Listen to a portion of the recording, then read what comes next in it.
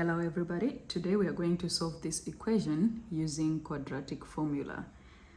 We chose quadratic formula because we don't have factors that we can multiply to get 1 and factors that we can add to get 4. So let's get started. So the formula of the quadratic formula says x is equals to minus b plus or minus the square root of b squared minus 4ac all over 2a.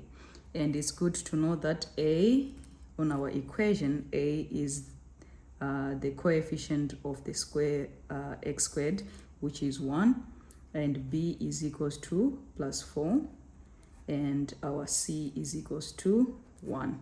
So now we are going to substitute in our formula to get x is equals to minus 4 plus or minus the square root of 4 squared minus 4 times 1 times 1. All over 2 multiplied by 1. So if we simplify, we are going to get minus 4 plus or minus 16 square root of 16 minus 4 all over 2. Let's simplify it further.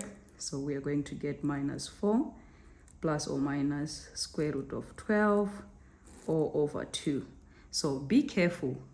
Don't divide 2 into 4, then you are done. Because these are two things, minus 4 over 2 and plus or minus square root of 12 over 2.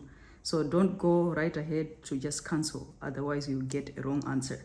So what we are going to do is we are going to simplify this square root further. So it's going to be minus 4 plus or minus the square root of 4 times 3 all over 2. Because 4 times 3 we get 12. So, and we know the square root of 4 is equals to 2. So we are going to simplify it to get minus 4 plus or minus 2 square root of 3 all over 2. Now we can go right ahead to say our x value. So now you can go ahead and cancel, like 2 into 1, 2 into 2, 1, 2 into 4, we get a 2. And 2 into 2, we get a 1.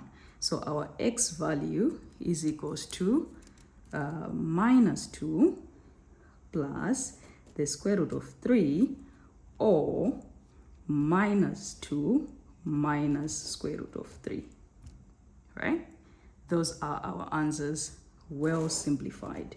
So our x value can be minus 2 plus the square root of 3, or it can be minus 2 or minus 2 minus the square root of 3.